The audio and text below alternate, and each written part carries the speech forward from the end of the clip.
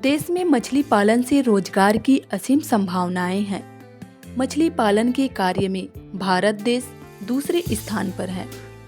अब तो मत्स्य पालन को बढ़ावा देने के लिए केंद्र और राज्य की सरकार भी किसानों और मछली पालकों की सहायता के लिए तत्पर है। उन्हें प्रशिक्षित करके तकनीकी सहयोग और आर्थिक सहायता मिलने लगा है।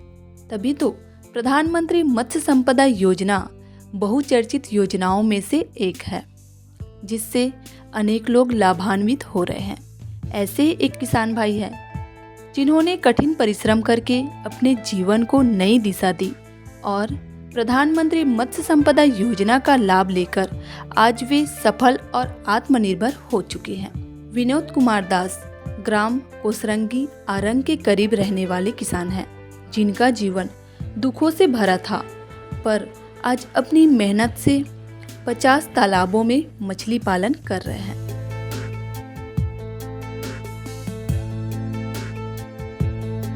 प्रारंभिक जीवन में कठिनाइयों के बीच वे पढ़ाई करते रहे ताकि कोई नौकरी मिल जाए, लेकिन ग्रेजुएशन, पोस्ट ग्रेजुएशन और बीएड करने के बाद भी उन्हें कोई नौकरी नहीं मिली। हताश होकर वे सोचने लगे कि पैतृक जमीन में मुझे मछली पालन या खेती बाड़ी कर लेनी चाहिए, कम से कम आमदनी तो हो ही जाएगी। 15 साल की उम्र में विनोद जी ने अपने पिता को मछली विक्रय करते देखा था। उस अनुभव को याद करते हुए विनोद जी ने मछली पालन का काम लगभग 3 एकड़ की जमीन से नर्सरी बनाकर शुरू किए। 15 साल का जब था तब मैं स्कूल के साथ साथ मछली के काम में जुड़ गया था। धीरे धीरे गांव में छोटा सा लीज पे तालाब लेके काम चल रहा था। फिर धीरे धीरे साथ में पढ़ाई भी कर रहा था। मैं पढ़ाई के मामले में बीए पास, फिर एमए इंग्लिश और हिंदी आरंग शासकीय कॉलेज से किया, फिर बीएड किया। उसके बाद मैं चाहता तो नौकरी भी कर सकता था, लेकिन मुझे इस काम में रुचि लगा, जिस कारण से मैं इस काम में आगे बढ़ा। बीएड करने के बाद भी, पढ़ाई के बाद भी मुझे नौकरी नहीं मिला। नौकरी के तलाश में बहुत इधर उधर घूमा। फिर मछली काम में रुचि लगा तो मछली काम चालू किया। तो सबसे पहले मैं यहाँ पास के गांव का एक तालाब लीज पर लिया। लीज पर लेके काम करना चालू किया। तो बीज के लिए, उस तालाब में बीज डालने के लिए मुझे दुरूग से बीज लाना पड़ता था। तो दुरूग में जाके मैं जब बीज लाने गया तो वहाँ पर देखा हेचरी है। फिर सरकारी हेचरियों में गया, डेमार जैसे कुटेला भाटा, वहाँ से भी बीज लाया। तो वो सब हेचरी देख के मेरे मन में भी एक जिज्ञासा आई कि मैं भी एक आगे चल के ऐसा हेचरी प्लान करूं। तो उसके बाद करीब 10 साल तक मैं लीज पर लेके तालाब 1 से 2, 2 से 4 करके तालाब को आगे बढ़ाया। फिर आगे चल के मैं अपने घर वालों को कन्विंस किया। ये मेरा पैतृक ज़मीन है, जिस पर मैं घर वालों को कन्विंस किया कि मैं यहाँ पर हेचरी या तालाब नर्सरी बनाना चाहता हूँ। फिर घर वाले मेरे बात पे राजी हुए। फिर शुरू में मैं 3 एकड़ में तालाब बनवाया। मछली पालन की जानकारी लेने वे मत्स्य विभाग गए और हेचरी निर्माण की जानकारी ली कि हेचरी में क्या सहायता मिल सकती है। तब वहाँ अधिकारियों ने जानकारी दी कि सामान्य वर्ग से होने से आपको 40% सब्सिडी मिलेगी। 25 लाख के प्रोजेक्ट में 10 लाख रुपये अनुदान शासन की ओर से मिला। तब विनोद जी ने हेचरी निर्माण किया। 2 साल के अंदर ही आर्थिक लाभ होने लगा, जिसके चलते उन्होंने काम का विस्तार किया। हमारे छत्तीसगढ़ सरकार द्वारा मछली पालन को कृषि का दर्जा देने से इसमें किसानों का विद्युत दर में भी माफ़ हुआ है। साथ ही उसको निःशुल्क पानी भी मिल रहा है और उसको संस्थागत ऋण की भी सुविधाएं सरकार द्वारा उपलब्ध कराई जा रही है, जिसके कारण हमारे छत्तीसगढ़ के किसान भाई मछली पालन के क्षेत्र में बहुत तेज़ी से आगे आ रहे हैं। पहले हमारे प्रदेश में मछली बीज बहुत कम पैदा होता था और बंगाल और अन्य राज्यों से मछली बीज का आयात किया जाता था, लेकिन जब से हमारे किसान इस क्षेत्र में लगातार जुड़ रहे हैं तो आज हमारा प्रदेश मछली बीज उत्पादन के क्षेत्र में आत्मनिर्भर हो गया है और 1,187 करोड़ मछली बीज अन्य प्रांतों जैसे है मध्य प्रदेश है, उड़ीसा है, बिहार है, वहाँ निर्यात किया जा रहा है। सबसे बड़ी बात है हमारे राज्य में विगत 2 सालों से पंगेसियस प्रजाति के मछली बीज और मछली पालन के प्रति लोगों में रुझान बढ़ा है। इसमें प्रदेश के 12 से 15 जो हेचरी ओनर हैं, मत्स्य बीज उत्पादक हैं, वो भी अब पंगेसियस मछली बीज का उत्पादन करके अच्छी आमदनी प्राप्त कर रहे हैं।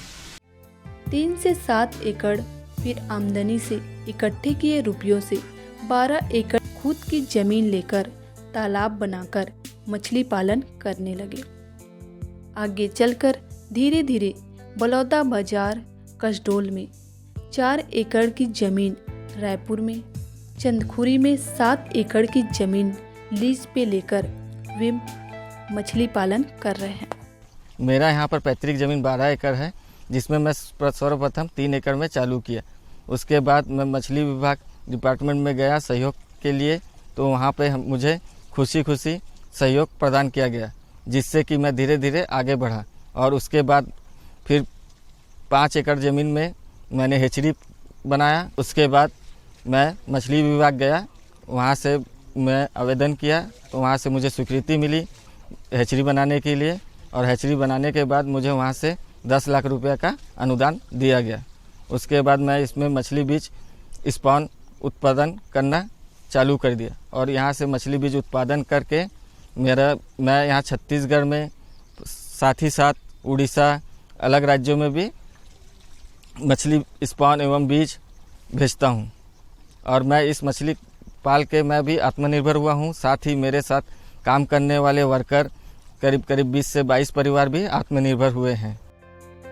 विनोद जी यहाँ रुके नहीं, वे मछली पालकों और कृषकों की समिति बनाकर जलाशय लिए और स्वयं आगे बढ़े और अन्य लोगों को भी रोजगार दे रहे हैं।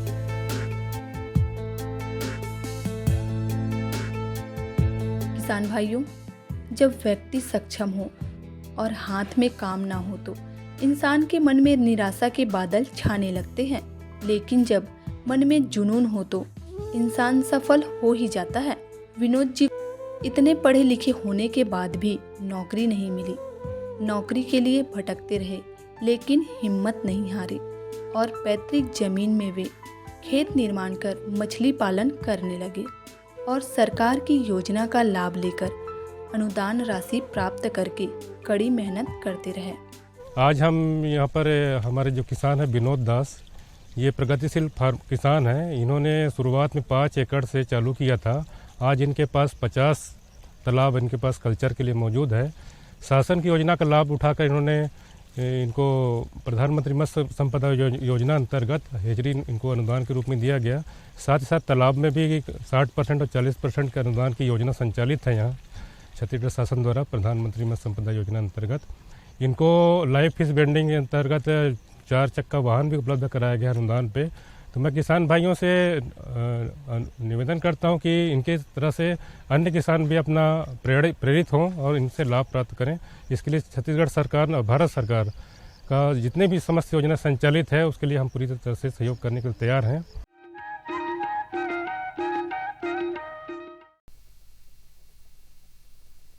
सब्जी में मसाला ज्यादा है। कितनी बार कहा है कि जितनी जरूरत हो बस उतना ही डाला करो। अरे मुझसे तो ऐसा कभी कभार होता है। और तुम जो हमेशा खेत में अनाप शनाप कीटनाशक डालते हो उसका क्या? ठीक ही तो कह रही है बहू।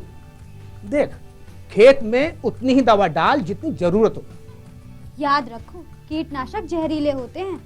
डिब्बे पे लिखी सूचना के हिसाब से ही दवा डालनी चाहिए। पहले फेरोमोन ट्रैप, फ्लाइट ट्रैप, मित्र कीट, जैविक कीटनाशक आदि का इस्तेमाल करें। जरूरत पड़ने पर ही रासायनिक कीटनाशक का इस्तेमाल करें। छिड़काव सुबह या शाम दस्ताने, मास्क और पूरी आस्तीन वाले कपड़े पहनकर करें। हवा की दिशा में छिड़काव करते हुए पीछे जाएं। दवा के डिब्बे, छिड़काव यंत्र सुरक्षित जगह पर रखें। अब कुछ समझे क्या? हाँ, समझ गया मेरी रानी। अब ना करो नादानी। इसने पिला दिया ना तुझे पानी। जी किससे बात कर रहे थे इतना हंस हंस कर? किसान कॉल सेंटर में विशेषज्ञ से खेती के बारे में सलाह ले रहा था। सुबह भी रात को भी? किसान कॉल सेंटर सुबह 6 बजे से रात को 10 बजे तक खुलता है। रविवार को भी? साल के 365 दिन खुलता है। पर तुम ये सब क्यों पूछ रही हो? मैं तो कुछ और ही समझी थी। कृषि संबंधी समस्याओं का अपनी भाषा में तुरंत समाधान पाने के लिए पूरे भारत में किसी भी फोन से राष्ट्रीय हेल्पलाइन नंबर 1800-180-1551 पर संपर्क करें। आप किसान भाइयों की खेती बाड़ी से जुड़ी हर समस्या का कृषि विशेषज्ञों द्वारा तुरंत समाधान। किसान कॉल सेंटर। आप भारत के किसी भी प्रदेश में रहते हो, कोई भी भाषा बोलते हो, आपकी समस्या चाहे फसल की बीमारी की हो, खाद की, पशुपालन की या कृषि से जुड़ी नई तकनीक की, अपनी समस्या का अपनी ही भाषा में समाधान पाने के लिए आप देश के किसी भी कोने से डायल करें 1551। विशेषज्ञ द्वारा आपको दी जाने वाली ये सलाह बिल्कुल निशुल्क है। ये सुविधा प्रातः 6 बजे से रात्रि 10 बजे तक निशुल्क उपलब्ध है। किसान कॉल सेंटर यानी 1551।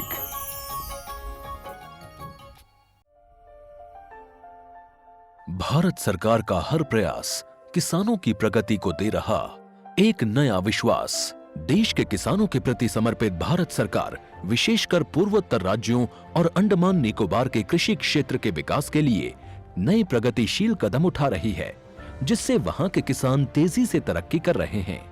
कृषि क्षेत्र के विकास को अनवरत जारी रखते हुए माननीय प्रधानमंत्री श्री नरेंद्र मोदी जी के नेतृत्व में भारत सरकार ने एक दूरदर्शी निर्णय लेते हुए देश में राष्ट्रीय खाद्य तेल मिशन ऑयल पाम की शुरुआत की है, जिससे पूर्वोत्तर राज्यों और अंडमान निकोबार के किसानों को विशेष लाभ मिलेगा। पूंजी निवेश में वृद्धि होगी, खाद्य तेल आयात पर निर्भरता कम होगी और रोजगार के अवसरों का सृजन होगा। खाने के तेल में आत्मनिर्भरता के लिए अब राष्ट्रीय खाद्य तेल मिशन ऑयल पाम का संकल्प लिया गया है। नॉर्थ ईस्ट और अंडमान निकोबार द्वीप समूह ये वो क्षेत्र हैं जहां आसानी से पाम की खेती हो सकती है, पाम ऑयल का उत्पादन हो सकता है। इस मिशन के अंतर्गत ऑयल पाम का रकबा और पैदावार बढ़ाने पर जोर देने के लिए सरकार ने 11,000 करोड़ रुपए से अधिक की सहायता राशि निर्धारित की है।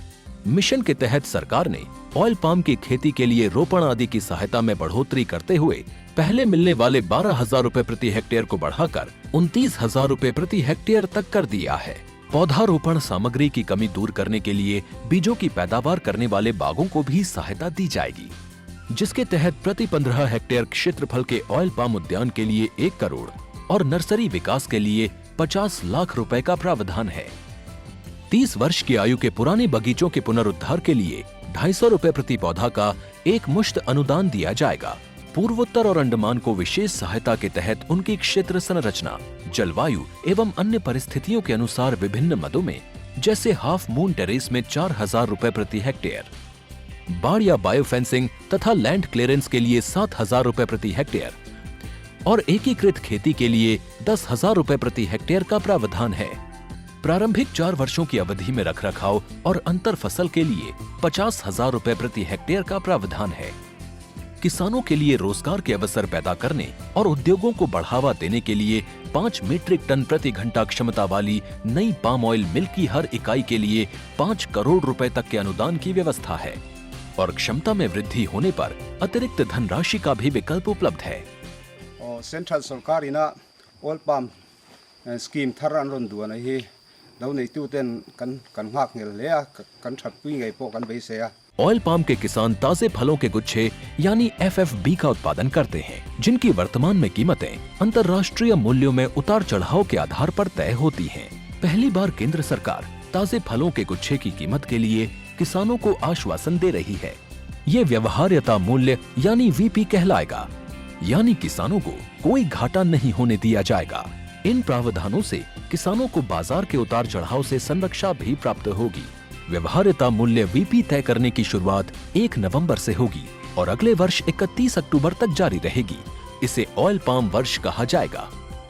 इससे पूर्वोत्तर राज्यों और अंडमान निकोबार में खेती के बेहतर अवसर पैदा होंगे और किसानों को मुस्कुराने की एक और नई वजह मिलेगी।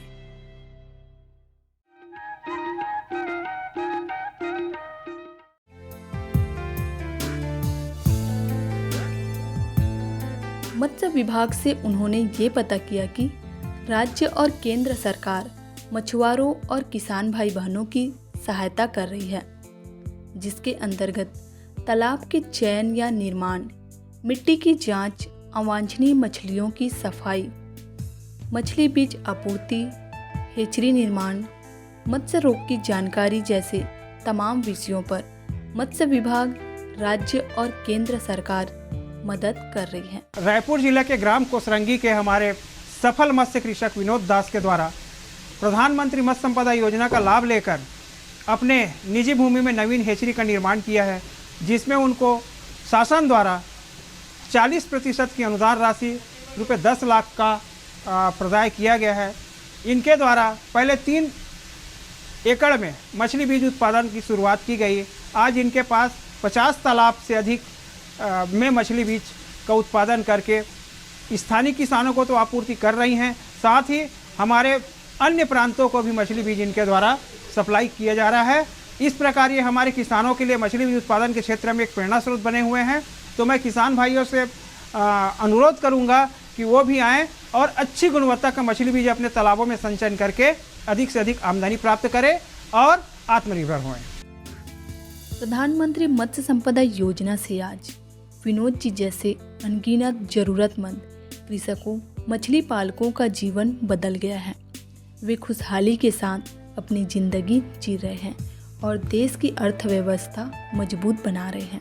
मैं यहाँ पर मछली बीज उत्पादन के साथ साथ मछली पालन भी कर रहा हूँ। सामने मेरा हेचरी से लगा हुआ जलाशय को हमारी समिति द्वारा समिति गठित कर जलाशय को लीज पे लिया गया है, जिसमें हमारे समिति में 100 सदस्य हैं और इसी जलाशय से मैं अपने हेचरी के लिए बूडर लेता हूं, जिससे कि हमें ट्रांसपोर्ट का खर्चा बच जाता है और मछली में मोर्टेलिटी भी नहीं आती है।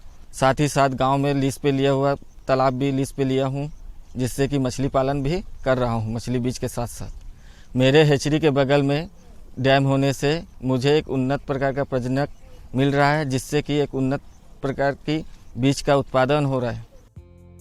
मत्स्य संपदा योजना के चलते ग्रामीण क्षेत्र हो या शहरी, किसानों को प्रशिक्षण, उचित दिशा निर्देश, तालाब की खुदाई और सब्सिडी दी जा रही है। साथ ही मछुआरों के सामने आने वाली सभी प्रकार की समस्याओं को दूर करने के लिए ऋण या लोन के रूप में राशि प्रदान कर रहे हैं। मछली पालन के लिए सबसे जरूरी अंग है वो है प्रमाणित एवं गुणवत्ता युक्त मछली बीज।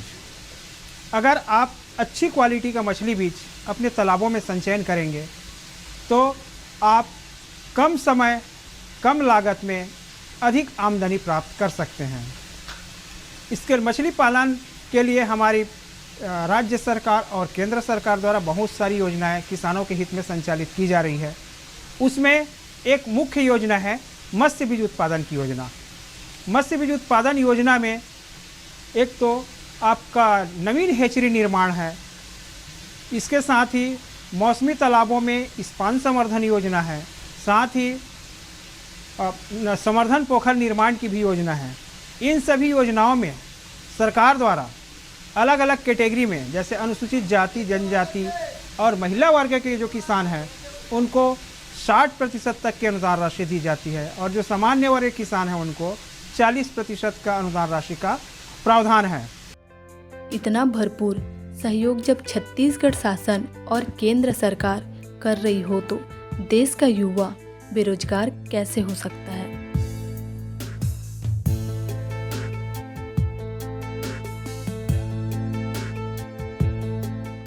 मत्स्य पालन कम लागत में अधिक मुनाफा देने वाला व्यवसाय है। विनोद कुमार दास एक ऐसे ही किसान हैं जो मिसाल है, जिससे प्रेरणा लेकर आज कई किसान आत्मनिर्भर हो रहे हैं। यहाँ कोसरंगी के अलावा भी मेरे पास कसडोल में हेचरी है, वहाँ अकुलडी खपरी में भी है। उसके अलावा मैं गांव में करीब करीब 30 से 35 तालाब लीज पे लिया हुआ है, जिसका वाटर एरिया 70 से 80 हेक्टेयर है और सभी में मछली पालन किया जा रहा है। मछली पालन के क्षेत्र में मेरे द्वारा करीब करीब 40 से 50 लोगों को रोजगार दे रहा हूँ मैं, जो कि वह आत्मनिर्भर बन चुके हैं।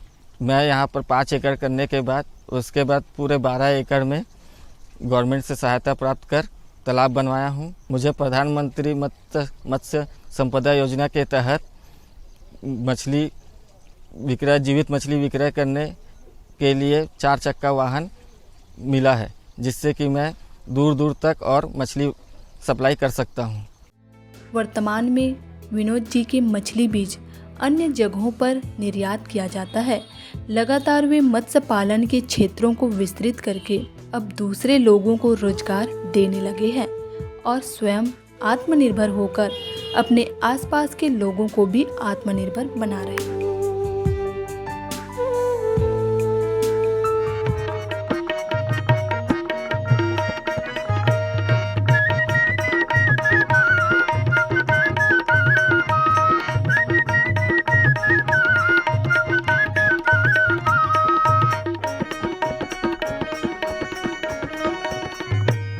गोदना गोदवाले वो गोरी गोरी हाथ माँ गोदना गोदाले, गोदना गोदवाले वो गोरी गोरी हाथ माँ गोदना गोदाले। नहीं लगे कहीं पीरा वो गोरी, नहीं लगे कहीं पीरा वो रानी, कहीं फूल छपवा लेना, कहीं नाम लिखवा लेना। गोदना गोदवा होगा गोरी गोरी हाथ माँ गोदना गोदवा हूँ, गोदना गोदवा होगा गोरी गोरी हाथ माँ गोदना गोदवा हूँ।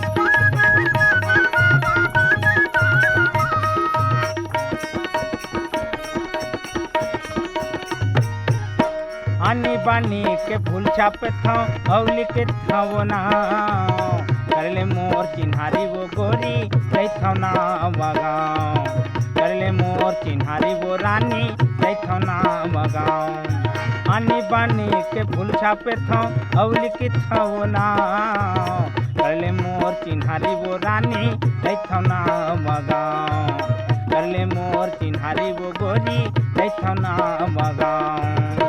जात के मैं साहूँ तुरी, जात के मैं साहूँ गोरी, दिल माँ बता ले वो, दिल माँ बता लेना। गोदना गोदवा होगा गोरी गोरी हाथ माँ गोदना गोदवा हूँ, गोदना गोदवा होगा गोरी गोरी हाथ माँ गोदना गोदवा हूँ।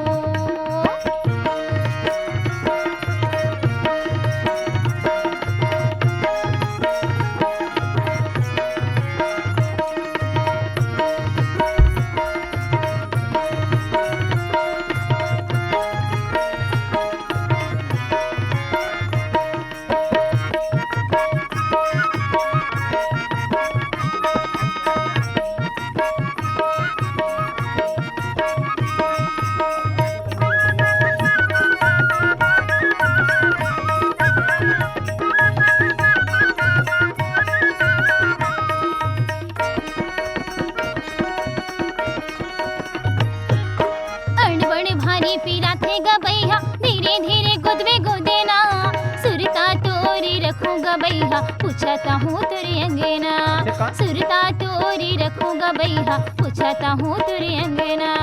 हड़बड़ भारी पीरा थे गबैया धीरे धीरे गोदवे गोदेना, सुरता तोरी रखूंगा बैहा पूछता हूँ तुरे अंगेना, सुरता तोरी रखूंगा राजा पूछता हूँ तुरे अंगेना। मनी मासमाए हवसगा, मनी मासमाए हवसगा, मोला दिल माँ बसा लेगा, मोला दिल माँ बसा लेना। गोदना गोदवाले वो गोरी गोरी हाथ माँ गोदना गोदाले, गोदना गोदवाले वो गोरी गोरी हाथ माँ गोदना गोदाले।